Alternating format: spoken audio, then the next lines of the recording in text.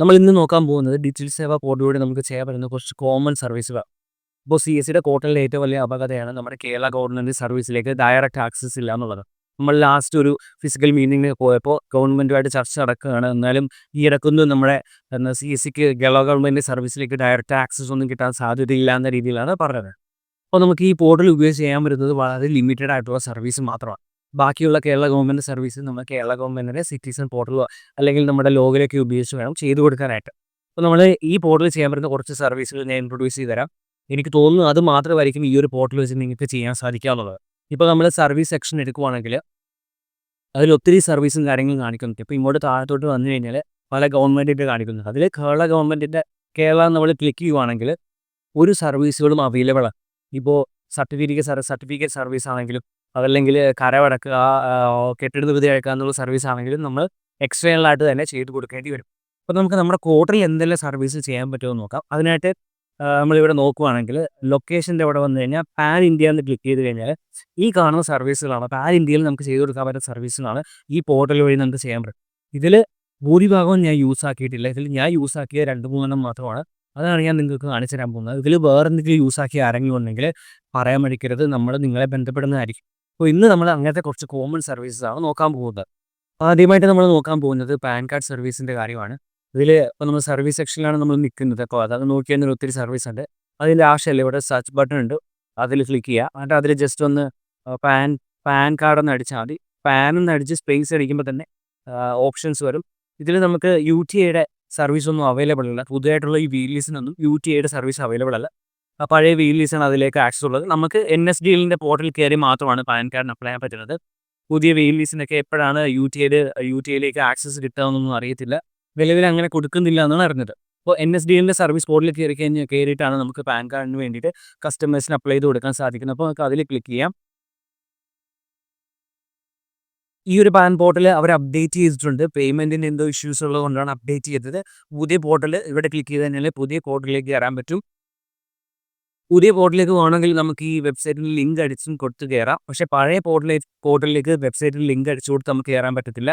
Digital സേവാ പോർട്ടലിൽ നിന്ന് redirect ചെയ്ത് മാത്രമേ കയറാൻ പറ്റത്തുള്ളൂ. അപ്പോൾ പുതിയ പോർട്ടലിലേക്ക് നമുക്കിനി ലോഗിൻ ചെയ്യാം. അതിനായിട്ട് login with digital Seva connect click ചെയ്താൽ മതി. ഓട്ടോമാറ്റിക്കലി ലോഗിൻ ആയിക്കോളും. ഇൻ കേസ് നമ്മൾ ഐഡിയലായിട്ട് കുറേ നേരം വെബ്സൈറ്റിൽ ചേഞ്ചസ് ഒന്നും ഇല്ലാതിരിക്കുവാണെങ്കിൽ ലോഗ് ഔട്ട് ആയി പോകും. അപ്പോൾ ലോഗിൻ എന്തെങ്കിലും ഇഷ്യൂസ് ഉണ്ടാവും. ഒന്ന് ലോഗ് ഔട്ട് ചെയ്തിട്ട് ഒന്നുകൂടി ലോഗിൻ ആക്കി നോക്കിയാൽ മതി. ഇവിടെ ഇപ്പോൾ നമ്മൾ നോക്കുവാണെങ്കിൽ ന്യൂ ആപ്ലിക്കേഷൻ കൊടുക്കാനായിട്ട് ഇവിടെ ക്ലിക്ക് ചെയ്യുക. നമ്മൾ കറക്ഷൻ വരുത്താനാണെങ്കിൽ ഈ ഒരു ഓപ്ഷനിൽ ക്ലിക്ക് ചെയ്യുക. ഇൻകംപ്ലീറ്റ് ആപ്ലിക്കേഷൻസ് എന്ന് വെച്ച് കഴിഞ്ഞാൽ നമ്മൾ നിലവിൽ ചെയ്ത് നമുക്ക് കംപ്ലീറ്റ് ആകാൻ പോകുന്ന ആപ്ലിക്കേഷനാണ്. അപ്പോൾ അങ്ങനെ ഏതെങ്കിലും ആപ്ലിക്കേഷൻ കംപ്ലീറ്റ് ചെയ്യാതെ കിടക്കുവാണെങ്കിൽ ഇനി അത് നിങ്ങൾക്ക് കംപ്ലീറ്റ് ചെയ്യാൻ സാധിച്ചില്ലെങ്കിൽ ഫൈനൽ സബ്മിറ്റ് ചെയ്യാൻ സാധിച്ചില്ലെങ്കിൽ ഈ എമൗണ്ട് നിങ്ങൾക്ക് ഓട്ടോമാറ്റിക്കലി റിട്ടേൺ ആവുന്നതായിരിക്കും. നമ്മുടെ ഡിജിറ്റൽ സേവയുടെ വാളറ്റിലേക്ക് റിട്ടേൺ ആവുന്നതായിരിക്കും. ഇനി ന്യൂ ആപ്ലിക്കേഷൻ കൊടുക്കുകയാണെങ്കിൽ സ്കാൻ ബേസ്ഡ്, അതായത് ഫിംഗർ പ്രിൻ്റ് ഓതൻറ്റിക്കേഷൻ വഴി KYC, അതായത് ആധാറും മൊബൈൽ നമ്പർ കൂടി ലിങ്ക് ചെയ്തവർക്ക് KYC വഴിയും, അല്ലാത്തവർക്ക് സ്കാൻ ബേസ്ഡ് ആയിട്ട് നിങ്ങൾക്ക് പാൻ കാർഡ് എടുത്തു കൊടുക്കാവുന്നതാണ്. ഒരു കാര്യം ശ്രദ്ധിക്കുക, ഇൻ കേസ് എവിടെയെങ്കിലും വെച്ച് മിസ്റ്റേക്ക് പോയിട്ട് നിങ്ങൾക്ക് ഫൈനൽ സബ്മിറ്റ് ചെയ്യാൻ പറ്റില്ലെങ്കിൽ പേടിക്കേണ്ട. നിങ്ങളുടെ എമൗണ്ട് ഒരു 6 വീക്കിനുള്ളിൽ തന്നെ നിങ്ങളുടെ ഡിജിറ്റൽ സേവ വാളറ്റിലേക്ക് ക്രെഡിറ്റ് ആവുന്നതായിരിക്കും. പിന്നെ പാനിൻ്റെ പാൻ അപ്ലൈ ചെയ്യുന്ന പ്രൊസീജിയർ എങ്ങനെയാണെന്ന് നിങ്ങൾ തൽക്കാലം ഓൺലൈനിൽ നോക്കുക. നമ്മൾ സെൻറ്ററിൽ ആരെങ്കിലും അപ്ലൈ ചെയ്യാൻ വരുമ്പോൾ നമ്മൾ റെക്കോർഡ് ചെയ്ത് കാണിക്കുന്നതായിരിക്കും. പഴയ പോർട്ടലിൽ നമുക്ക് സർവീസ് ഒന്നും സാധിക്കില്ല എന്നാണ് തോന്നുന്നത്. ഞാനൊന്ന് ലോഗിൻ ക്ലിക്ക് ചെയ്ത് നോക്കാം. ഓക്കെ, പുതിയ ആപ്ലിക്കേഷൻ കൊടുക്കാവുന്ന രീതിയിൽ കാണിക്കുന്നുണ്ട്. മുമ്പ് നമ്മളത് ഈ ഒരു പോർഷനിൽ ക്ലിക്ക് ചെയ്യുമ്പോൾ ഒത്തിരി ഓപ്ഷൻസ് കാണിക്കുമായിരുന്നു. പാൻ കറക്ഷൻ ഉൾപ്പെടെയുള്ള അതൊക്കെ എടുത്ത് മാറ്റിയിട്ടുണ്ട്. അപ്പോൾ നിങ്ങൾ പുതിയ പോർട്ടലിൽ കയറി മാത്രം ക്ലിക്ക് ചെയ്യുക. പേയ്മെൻറ്റിൻ്റെ ഇഷ്യൂ ഒക്കെ കറക്റ്റ് ചെയ്തിട്ടുണ്ടെന്നാണ് അവർ പറഞ്ഞത്. ഇനി നമുക്ക് അടുത്ത സർവീസ് എന്താണെന്ന് നോക്കാം. ഇനി നമുക്ക് ഡിജിറ്റൽ സേവാ പോർട്ടലിലേക്ക് പോവാം. ഇനി നോക്കാൻ പോകുന്നത് പാസ്പോർട്ട് സർവീസിൻ്റെ കാര്യമാണ്. പാസ്പോർട്ട് സർവീസിലേക്ക് അതും ഒരു പാൻ ഇന്ത്യ സർവീസാണ്. നമുക്ക് ഡയറക്റ്റ് ആക്സസ് ഉണ്ട്. സെർച്ച് ബട്ടണിൽ പാസ്പോർട്ട് എന്ന് സെർച്ച് ചെയ്യുക. പാസ്പോർട്ട് സെർച്ച് ചെയ്ത ശേഷം രണ്ടാമത്തെ കാണുന്ന ഓപ്ഷനിൽ, ഇപ്പോൾ സെർച്ചിൽ രണ്ടാമത്തെ കാണുന്ന ഓപ്ഷനിൽ ക്ലിക്ക് ചെയ്യുക. അപ്പോൾ ഒരു പുതിയ വിൻഡോയിലായിട്ടായിരിക്കും പോകുന്നത്. ഇങ്ങനെ ഒരു വിൻഡോ ഓപ്പൺ ആകും. നിങ്ങളുടെ RP ഏതാണെന്ന് സെലക്ട് ചെയ്യുക. ഞങ്ങളുടെ RP കൊച്ചിനാണ്. തൽക്കാലം ഞാൻ സെലക്ട് ചെയ്യുകയാണ്. അത് ക്ലിക്ക് ചെയ്ത് താഴെ ഒരു ബട്ടൺ ഉണ്ട്, ഗോ ടു പാസ്പോർട്ട് സേവ എന്ന് പറഞ്ഞ ബട്ടണാണ്. നിങ്ങൾ സിസ്റ്റത്തിൽ നിന്നൊക്കെ ബ്രൗസ് ചെയ്യുകയാണെങ്കിൽ കറക്റ്റായിട്ട് കാണാൻ പറ്റും. അപ്പോൾ അതിലൊന്ന് ക്ലിക്ക് ചെയ്യുക. അതിനു മുമ്പൊരു കാര്യം കൂടിയുണ്ട്, നിങ്ങളത് ശ്രദ്ധിച്ചോ എന്നറിയില്ല. ഞാൻ ജസ്റ്റ് ഒന്ന് കാണിച്ചു തരാം. കുറച്ച് എമർജൻസി കോൺടാക്ട് നമ്പർ കാര്യങ്ങളൊക്കെയാണ് കാണിച്ചേക്കുന്നത്. അത് നിങ്ങളൊന്ന് നോട്ട് ചെയ്ത് വെക്കൂ. BLEസിൻ്റെ നമ്പർ നമുക്ക് എല്ലാവർക്കും അറിയാവുന്ന പോലെ 14599 ആണ്. അത് എപ്പോൾ വിളിക്കാം, 8 മണി തൊട്ട് വൈകിട്ട് 8 മണി വരെ നമുക്ക് വിളിക്കാം. അപ്പോൾ വീണ്ടും ഞാൻ RPO കൊച്ചി സെലക്ട് ചെയ്ത് മുമ്പോട്ട് പോവുകയാണ്. അപ്പോൾ പാസ്പോർട്ട് സേവയുടെ വിൻഡോ ഓണായി വരും. ഇതിൽ ഞാൻ പുതിയ പാസ്പോർട്ടിന് മാത്രമേ അപ്ലൈ ചെയ്തിട്ടുള്ളൂ. ബാക്കി സർവീസ് എന്താണെന്നൊന്നും അറിയത്തില്ല. നിങ്ങൾക്ക് അറിയാമെങ്കിൽ അതിൻ്റെ സർവീസ് നിങ്ങൾക്ക് പ്രൊവൈഡ് ചെയ്യാൻ പറ്റുന്നതാണ്. അതിൽ അപ്ലൈ ഫോർ ഫ്രഷ് പാസ്പോർട്ട് അല്ലെങ്കിൽ റീഇഷ്യൂന്ന് കൊടുക്കുക. റീഇഷ്യൂ ചെയ്യുക. പുതിയൊരു പാസ്പോർട്ട് അതിന് അപ്ലൈ ചെയ്യാനോ അല്ലെങ്കിൽ പഴയ പാസ്പോർട്ട് റീഇഷ്യൂ ചെയ്യാനായിട്ടൊക്കെ നമുക്ക് ഇത് യൂസ് ചെയ്യാം. അതിൽ ക്ലിക്ക് ചെയ്യുക. വീണ്ടും ഇങ്ങനെ ഒരു ബട്ടണിൽ കൂടി നമ്മൾ ക്ലിക്ക് ചെയ്യുന്നുണ്ട്.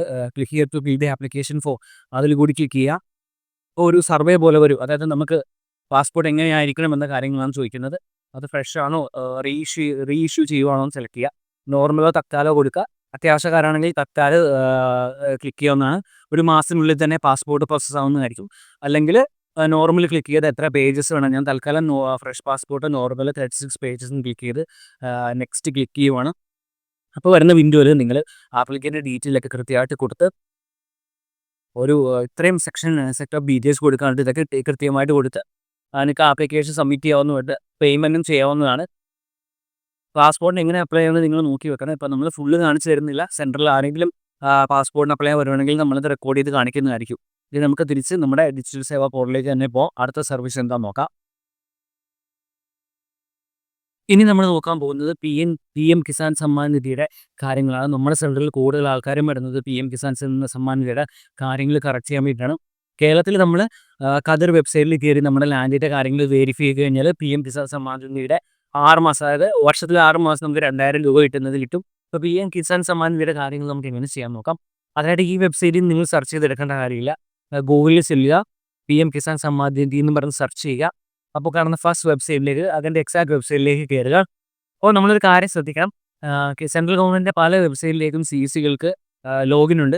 കേരളത്തിലെ അക്ഷയ സെൻറ്ററുകൾക്ക് കേരള ഗവൺമെൻറ് സൈറ്റുകളിലേക്ക് ലോഗിൻ ഉള്ള പോലെ CSCക്ക് പല സെൻട്രൽ ഗവൺമെൻറ് സൈറ്റുകളിലേക്കും ലോഗിൻ ഉണ്ട്. ഇപ്പോൾ നമ്മൾ ഇവിടെ നോക്കുവാണെങ്കിൽ എക്സ്റ്റേണൽ ലോഗിനിൽ ക്ലിക്ക് ചെയ്ത് CSC ലോഗിനിൽ കൊടുക്കുകയാണെങ്കിൽ നമ്മുടെ ഡിജിറ്റൽ സേവാ പോർട്ടലുമായിട്ട് കണക്ട് ആയി ലോഗിൻ ആവുന്നതായിരിക്കും.